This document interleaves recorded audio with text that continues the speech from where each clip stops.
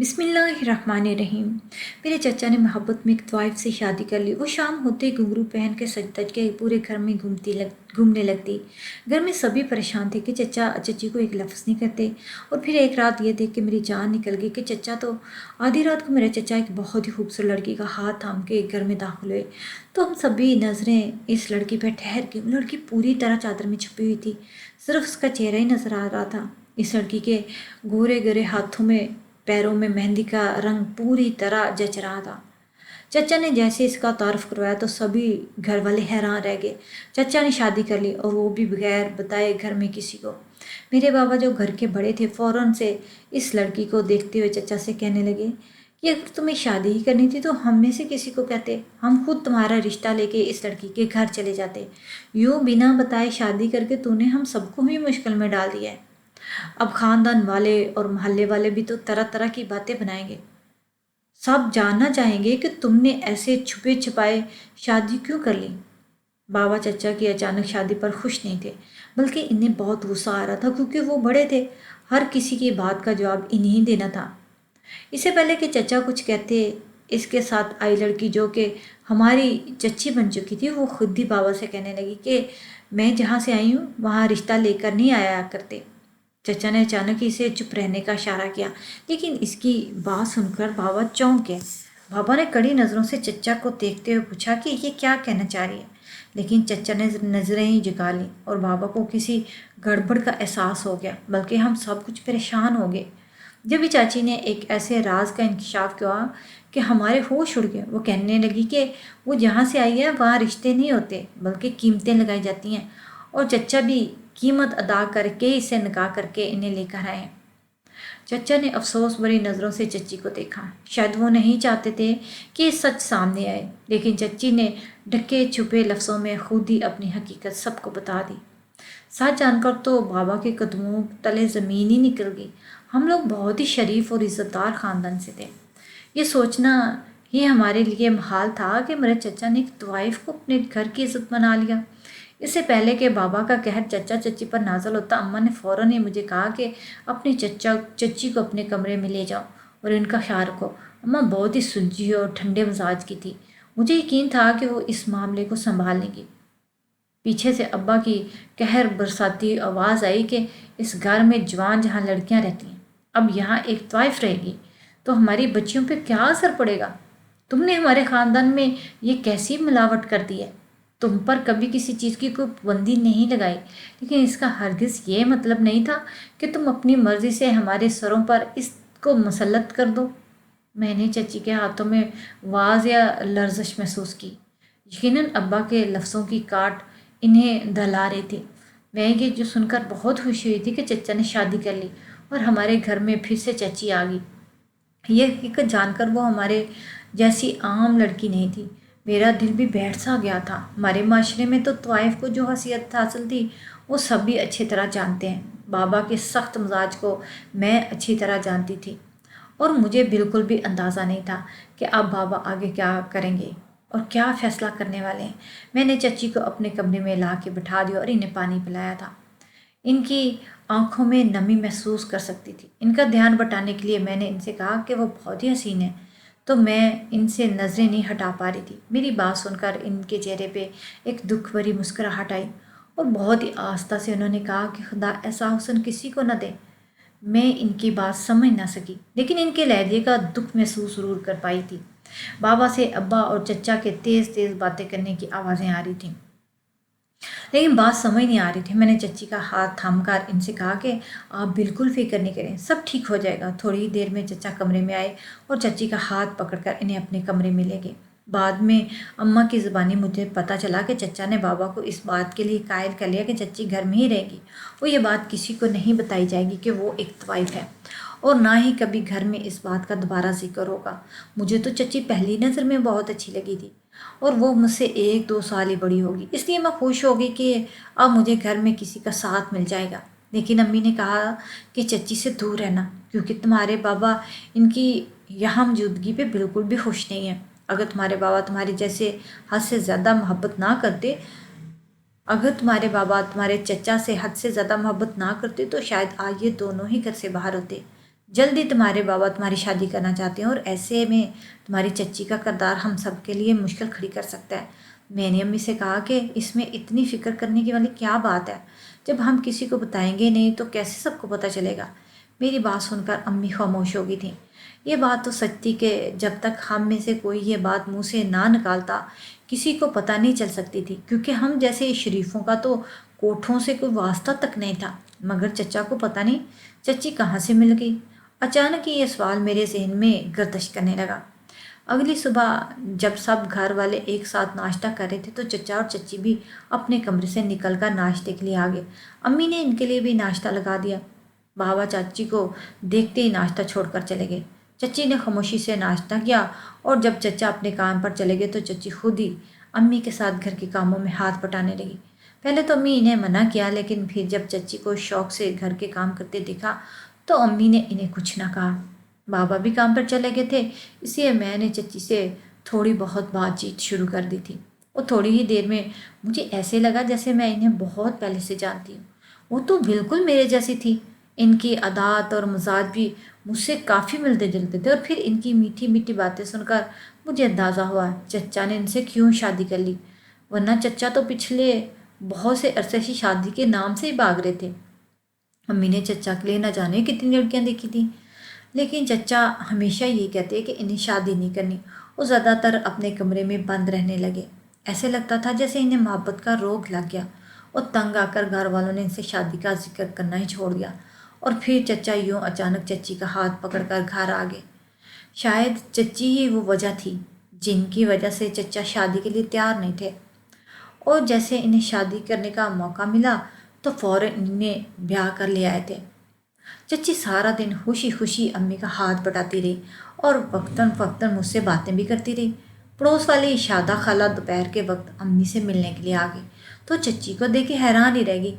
امی نے چچی کا تعارف شادہ خالہ سے کروایا۔ چچی جیسے ان سے مل کر اپنے کمرے میں گئی تو شادہ خالہ نے طرح طرح کے سوال شروع کر دیے۔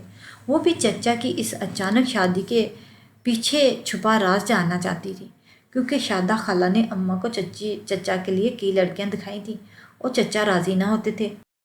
اماں نے شادہ خالہ کو ایسی بات بنا کر کہہ دیا کہ چچی کا تعلق ہمارے دور کے رشتہ دار میں سے ہے، اور چچی کی امی کا اچانک ہی انتقال ہو گیا، جس کی وجہ سے ہم نے سادگی سے نکاح کروا دیا۔ امی کی بات سن کر شادہ خالہ کو تو اطمینان نہ ہوا تھا، لیکن ان کی زبان کو تالا ضرور لگ گیا۔ میں اور امی اچھے سے جانتے تھے کہ شام تک یہ خبر پورے محلے کو پتہ چل جائے گی۔ شادہ خالہ کا تو یہی کام تھا، وہ تو گھر گھر گھوم کر یہاں کی وہاں کرتی۔ اپنے طور پر تو امی نے انہیں جواب ہی دے دیا تھا، لیکن خود پریشان ہو گئی تھی۔ شادہ خالہ اب نمک مرچ لگا کر پورے محلے کو چچا کی اچانک شادی کی خبر سنانے والی تھی، اور اگر غلطی سے بھی کسی کو چچی کی طوائف ہونے کا پتہ چل جاتا تو ہمارا اس محلے میں رہنا مشکل ہو جاتا۔ ابھی ہم اسی شش و پنج میں شکار تھے کہ جب مغرب کے بعد گھر میں خاموشی چھائی ہوئی تھی اور امی حال میں جائے نماز بچھائے وظیفوں میں مشغول تھی۔ چچی اچانک سے بہت سج دج کر اپنے کمرے سے نکلی۔ ان کے پیروں میں بندھے گھنگروں کی جھنکار سے پورا گھر گونج اٹھا۔ چچی کو ایسی حالت میں دیکھ کر میں اور امی دنگ رہ گئے۔ وہ تو خدا کا شکر تھا کہ بابا گھر پہ موجود نہیں تھے، ورنہ شاید فوراً ہی چچی کو گھر سے باہر نکال کھڑا کر دیتے۔ امی نے چچی سے کہا کہ اب تم ہمارے گھر کی عزت بن چکی ہو، تمہیں زیب نہیں دیتا کہ اب اپنے طوائف والے خلیے میں ہمارے گھر میں گھومو۔ پہلے ہی محلے میں تمہاری اور زاہد کی شادی کی خبر پھیل چکی ہے اور لوگ طرح طرح کی باتیں بنائیں گے، اور اگر ایسے میں کوئی بھی محلے دار تمہیں دیکھنے کے لیے چلا آیا تو ہم تو کسی کو منہ دکھانے کے لائق نہیں رہیں گے۔ چچی نے جیسے اماں کی بات سنی ہی نہیں تھی، وہ فریج سے پانی لینے آئی اور پانی لے کے دوبارہ گھنگروں کی جھنکار میں اپنے کمرے میں چلی گئی تھی۔ ان کا بھڑکیلا لباس میک اپ دیکھ کر اماں کو ہول اٹھ رہے تھے، کیونکہ اماں کو بابا کے غصے کا بہت اچھے سے اندازہ تھا۔ امی نے مجھے کہا کہ چچا کو فوراً فون لگاؤ اور انہیں ساری بات بتاؤ۔ تھوڑی ہی دیر میں چچا گھر چلے آئے اور اپنے کمرے میں چلے گئے، لیکن چچی کے گھنگروں کی چھنکار ابھی تک سنائی دے رہی تھی، اور رات تک کہ بابا کو بھی اس بارے میں علم ہو گیا۔ بابا چچا کو بلا کر بہت زیادہ جھگڑا کیا، لیکن وہ بالکل خاموش رہے۔ اس کے بعد تو جیسے یہ معمولی بن گیا تھا۔ چچی سارا دن تو گھر میں بہت اچھے سے رہتی، سارے کام کاج بھی کرتی، لیکن مغرب ہوتے ہی وہ پھر سے طوائف کا روپ دھار لیتی اور گھر میں گھومتی پھرتی۔ چچا نے بالکل خاموشی اختیار کر لی تھی، ان کے تو منہ پہ جیسے تالا ہی لگ گیا تھا۔ گھر میں سب لوگوں کے پریشان ہونے کے باوجود بھی چچا نے چچی کو نہیں روکا تھا، شاید روک ہی نہیں پائے تھے۔ کبھی کبھی مجھے چچی کا کردار بہت ہی مشکوک سا لگنے لگا۔ چچا ان کی محبت میں پیچھے چلے جاتے اور وہ چچا سے اکھڑی اکھڑی رہتی۔ چچی کی آنکھیں بہت خوبصورت اور شفاف تھیں، اور میں جب بھی چچی کی آنکھوں میں دیکھتی تو مجھے وہ بہت ہی معصوم نظر آتی۔ بابا نے مجھ سے بہت زیادہ سختی کر رکھی تھی۔ اب میں چچی سے بہت ہی کم بات کرتی تھی۔ میرے امتحان قریب تھے اور میں رات بھر جا کر پڑھائی کرتی تھی۔ میرا اور چچا کا کمرہ تقریباً پاس میں برابر ہی تھا۔ پڑھائی کے دوران بھی مجھے چچی کے گھنگروں کی آواز سنا دیا کرتی اور میرا سارا دھیان بڑھ جاتا۔ میں جاننا چاہتی تھی کہ جب چچی سارا دن بالکل ہماری طرح رہتی ہے تو پھر ایسی کون سی وجہ جو شام ہوتے ہی ایسا روپ دھار لیتی تھی۔ آج بھی مجھے پڑھائی کرتے کافی دیر ہو گئی تھی اور پڑھ پڑھ کے میرے تو سر میں درد شروع ہو گئی تھی۔ میں نے سوچا کہ پہلے چائے بنا لیتی ہوں، پھر باقی کی تیاری کروں گی۔ یہی سوچ کر میں نے اپنے کمرے سے باہر پاؤں رکھا تو چچا کے کمرے سے تیز تیز آوازیں آ رہی تھیں۔ کمرے کا دروازہ پوری طرح سے بند نہیں تھا۔ میں نے آواز کے خلاف جاتے ہوئے دروازے کی جھری میں سے جھانکنا شروع کر دیا۔ اب یہ دیکھ کر تو میرے قدموں تلے زمین نکل گئی کہ چچی بیڈ پر بیٹھی زار و قطار رو رہی تھی، جبکہ چچا اس کے قدموں میں ہاتھ جوڑے بیٹھے ہوئے تھے۔ وہ چچی سے نہ جانے کس بات کی معافی مانگ رہے تھے، لیکن چچی رونے میں کوئی کمی نہیں آ رہی تھی، نہ ہی انہوں نے چچا کے جڑے ہوئے ہاتھوں کی طرف دیکھنا گوارا کیا تھا۔ میں اپنے ہنستے مسکراتے اور ہمیشہ خوشیاں بکھیرنے والے چچا کو پہلی دفعہ ایسے روپ میں دیکھ رہی تھی۔ چچا ہمیشہ سے بہت زیادہ خوش مزاج اور ہنسی مذاق کرنے والے تھے۔ وہ جہاں بھی بیٹھ جاتے نا، بس محفل لگ جاتی، اور اپنے اس مزاج کو لے کر سب بھی بہت ان کو پسند کرتے۔ جہاں بھی وہ ہوتے وہاں تو رونق میلہ ہی لگ جاتا تھا۔ وہ سب کے چہروں پر ہنسی بکھیر لیتے تھے، لیکن پچھلے کچھ عرصے سے وہ پوری طرح بدل چکے تھے۔ اپنے گھر میں بند خاموش رہنے لگے تھے، لوگوں سے تو ملنا جلنا بالکل ہی چھوڑ دیا تھا انہوں نے، اور تقریبات میں تو نہ جایا کرتے تھے۔ امی کو لگا کہ شاید وہ کسی کو پسند کرنے لگے ہیں، تو امی نے کئی دفعہ ان سے یہ سوال کیا، لیکن ہمیشہ ان کے لب خاموش ہی رہے، اور پھر وہ چچی کو بیوی بنا کر لے آئے۔ لیکن ساری دنیا کو مسکرانے پہ مجبور کرنے والا آج خود اپنی بیوی کے قدموں میں بیٹھ کے رو رہا تھا، اور ان کے رونے میں جو تکلیف اور غم تھا اس نے مجھے رلا دیا تھا۔ کچھ دیر ہونے کے بعد وہ چچی سے کہنے لگے، مجھے معاف کر دو حسینہ، میں جانتا ہوں میرا گناہ بہت بڑا ہے، تمہارے لیے مجھے معاف کرنا بہت ہی مشکل ہے، لیکن میں اپنے گناہ کے لیے اپنے رب سے بھی معافی مانگ چکا ہوں، اور تم سے بھی ہر روز معافی مانگتا ہوں۔ اپنے دل میں میرے لیے کچھ تو گنجائش نکالو، مجھے اس اذیت سے آزاد کر دو۔ چچا ان سے التجا کر رہے تھے۔ چچی کی سسکیاں ابھی بھی دروں دیواروں میں گونج رہی تھی۔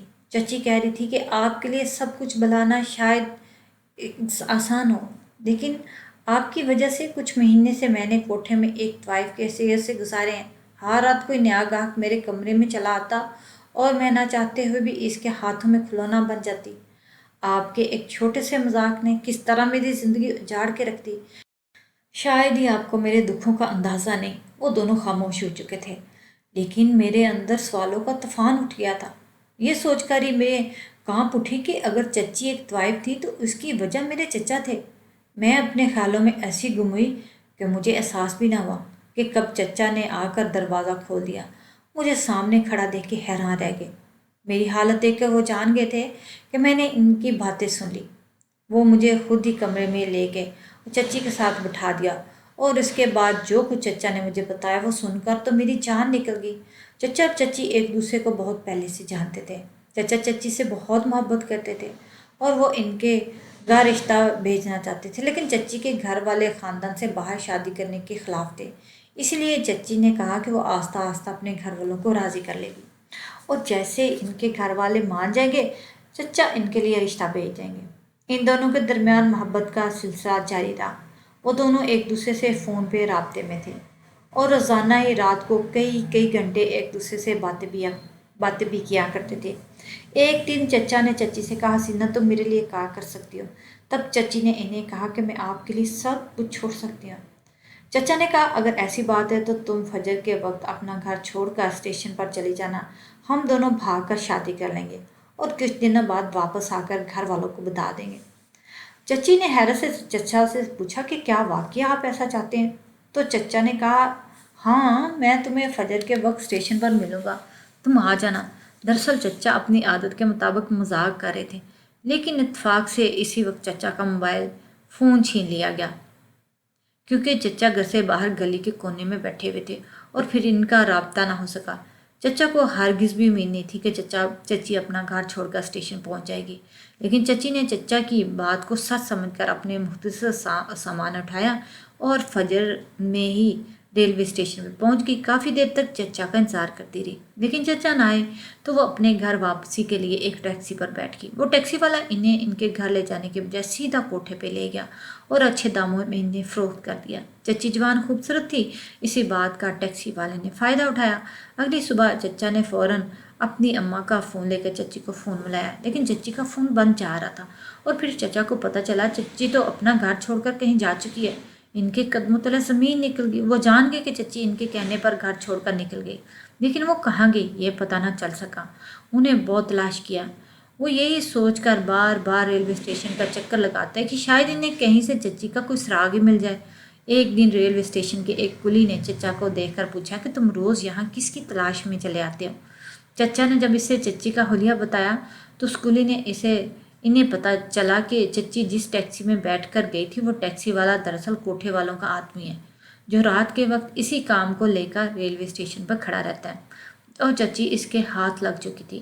یہ سن کر تو چچا دیوانہ ہو گئے اور سیدھے کوٹھے تک پہنچ گئے۔ 2-4 دن میں ہی چچی انہیں نظر آ گئی، لیکن اب وہ چچا کی حسینہ نہیں تھی، بلکہ وہ کوٹھے پہ ناچنے والی ایک طوائف بن چکی تھی۔ چچا لاکھ کوششوں کے باوجود بھی چچی کو وہاں سے نکال نہ پائے اور پھر چچا اپنی ساری جمع پونجی سے چچی کو خرید لیا، لیکن ان چند مہینوں میں چچی کی روح پر ایسے زخم لگے تھے جنہیں وہ بھلا نہیں سکی تھی، اور وہ چچا کو اپنا قصوروار مانتی تھی۔ چچا جب چچی کو آزاد کروا کر ان کے گھر لے گئے تو ان کے گھر والوں نے انہیں اپنانے سے انکار کر دیا اور چچا نکاح کر کے چچی کو گھر لے آئے، لیکن شام ہوتے ہی چچی انہیں اذیت کا شکار ہونے لگتی اور وہ چچا کو بھی اسی تکلیف سے گزارنا چاہتی تھی جس سے وہ گزر کر آئی تھی، اس لیے وہ اپنا حلیہ طوائف جیسا بنا لیتی اور چچا کے آگے پیچھے گھومنے پھرنے لگتی۔ ان کا ایسا حال دیکھ کر چچا کا کلیجہ کٹ جاتا تھا، لیکن چچی کو پھر بھی سکون حاصل نہ ہوا تھا۔ چچی کو اپنی غلطی کا احساس تھا، اس لیے وہ خاموشی سے یہ سزا بھگتنے کو راضی تھے۔ وہ چاہتے تھے کہ چچی انہیں معاف کر دے اور وہ دنوں میں ہی اس اذیت بھری زندگی سے نکل آئے۔ چچا سب کچھ بتا کر خاموش ہو گئے۔ میری آنکھوں سے آنسو بہہ رہے تھے۔ وہ دونوں کس قدر تکلیف دہ زندگی جی رہے تھے، اس کا احساس مجھے آج ہوا۔ زندگی بہت خوبصورت تھی، لیکن نصیبوں نے ان کے ساتھ بہت بڑا کھیل کھیلا۔ چچا کے مذاق نے ان کی زندگی داؤ پہ لگا دی اور وہ اپنا سب کچھ گنوا بیٹھی۔ دھیرے دھیرے دن گزر رہے تھے اور چچی کے رویے میں فرق آنے لگا تھا۔ وہ پہلے سے بہتر ہو رہی تھی۔ شاید چچا کے آنسو ان کے دل کو پگھلا بیٹھے تھے۔ وقتاً فوقتاً اس بات کا وہ احساس دلاتی کہ ہم سبھی ان سے بہت محبت کرتے اور دل سے ان کی عزت کرتے ہیں۔ مجھے یقین تھا کہ آنے والے کچھ دنوں میں وہ بھی ہماری طرح ایک نارمل زندگی کی طرف لوٹ آئیں گی۔ انسان کو بہت سوچ سمجھ کر لفظوں کا چناؤ کرنا چاہیے۔ ہمارا ایک چھوٹا سا جھوٹ مذاق کسی کی پوری زندگی بدل سکتا ہے۔ یہ بات ہم سب کو ہی سمجھنے کی ضرورت ہے، اور اگر چچی اپنے گھر والوں سے چھپ کر آدھی رات کو گھر سے باہر نہ نکلتی تو شاید وہ اتنی بڑی مشکل میں نہ پڑتی۔ کبھی کبھی چھوٹی چھوٹی باتیں اور چھوٹے چھوٹے فیصلے سب کچھ بدل کے رکھتے ہیں۔ ہمیں زندگی کے ہر قدم پہ احتیاط سے کام لینا چاہیے۔